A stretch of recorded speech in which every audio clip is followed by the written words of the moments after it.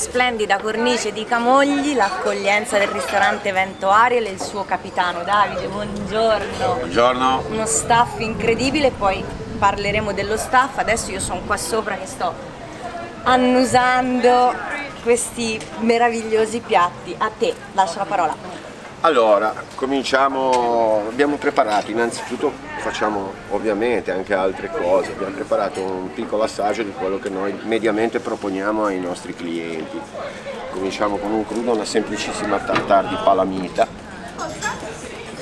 di solito quasi sempre quando possibile la palamita è a miglio zero, ovviamente abbattuta e poi fatta a tartare. Noi non usiamo mettere diciamo decorazioni particolari che possono essere insalate, radici, piante, erbette, riteniamo di servirla così con A un forma goccino. di cuore però. Questo sì, perché comunque Camogli rimane il paese degli innamorati.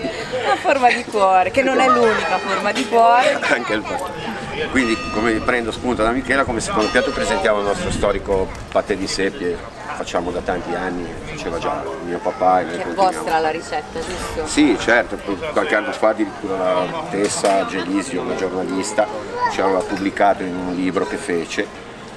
Poi quest'anno abbiamo messo in lista un piatto semplice, magari anche un po' scontato, che però chiedevano sempre, l'insalata di mare, fatta con polpo, seppie, calamaretti, frutti di mare e gamberone fresco. Un piatto a cui teniamo molto è il nostro mosaico di acciughe. Questo fa sempre parte degli antipasti, Sì, giusto? sì, però l'acciuga può anche, ormai io credo Michela che l'antipasto prima è cambiato tutto, Ok. ormai può essere un secondo, un piatto unico. E viene composto da acciughe in agrodolce, fritte, sfilettate e fritte e sotto sale, come le mettiamo via noi, in arbanella, in primavera. Poi, vabbè, prepariamo dei semplici spaghetti allo scoglio. Quando facciamo gli spaghetti allo scoglio, mio papà tanti anni fa mi ha insegnato ad aggiungere sempre un goccettino, ma poco, di nero di seppia ricavato dalle Ma che sabbie meraviglia. di seppia. E secondo me è la marcia in più di questo piatto, dà un saporino salmastro, di mare, sano, buono. Facciamo ovviamente le trofie a Che questo non possono avvantaggiate. mancare, Sì, certo, con patate e fagiolini, quindi trofie dell'antica nostra ricetta ligure avvantaggiate.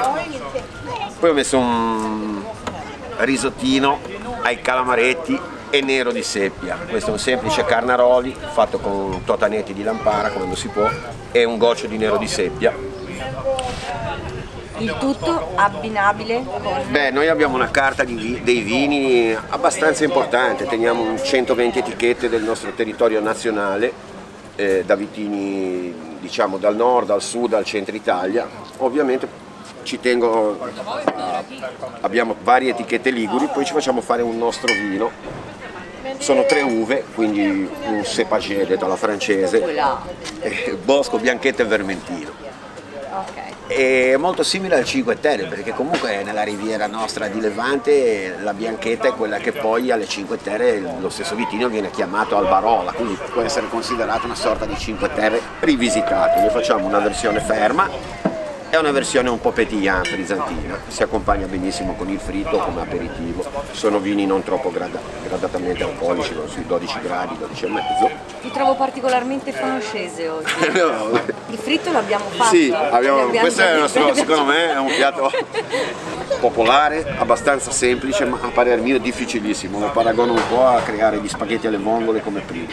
Apparentemente semplice, ma secondo me farlo come va fatto non è poi così semplice. Noi mettiamo la paranza, e sono le triglie, i naselli, i potassoli, gli argentini sono simili ai naselli, qualche acciuga per inserire il pesce azzurro, i totanetti e il gambero rosso.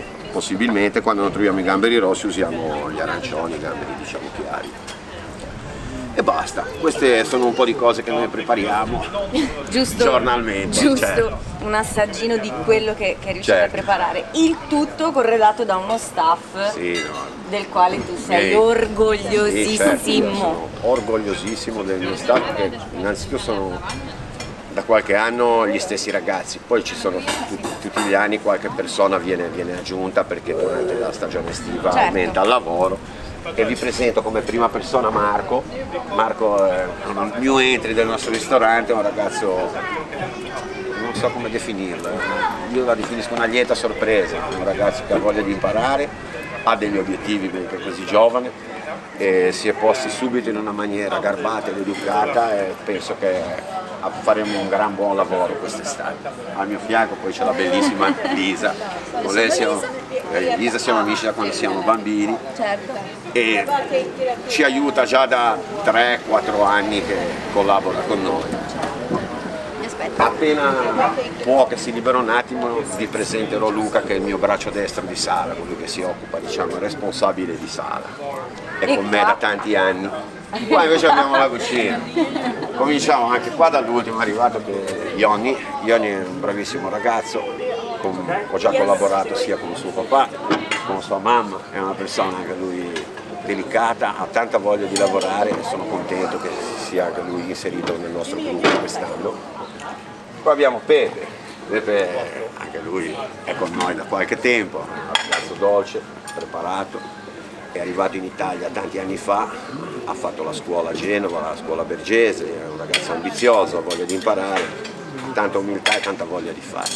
E poi qua abbiamo il pilastro della cucina, questo è il nostro figlio Tofa, lui si chiama Ossan, detto Tofa, è con noi da tanti anni, una decina d'anni, non più ragazzini quando abbiamo cominciato. E lui è responsabile, diciamo, lo chef, che è una parola che negli ultimi anni ha preso, lo chef di cucina, responsabile di cucina. Adesso sì, l'ho avvertito, ora sta per arrivare il nostro la Luca, guest star. la guest star della sala. La guest star della serata. Questa è la casa da vedere, guarda, questa è la cosa principale, questo sorriso, questo è Luca, un uomo mediamente sorridente, benché faccia una mole di lavoro spaventosa, lui riesce sempre a sorridere, questo è importantissimo, soprattutto in un lavoro a contatto col pubblico. Lui è il mio responsabile della cucina, come sai, con me da tanti anni, e niente, sono contento di salutarvi, veniteci a trovare, sono sicuro che saremo in grado di coccolarvi molto a livello ittico e non solo.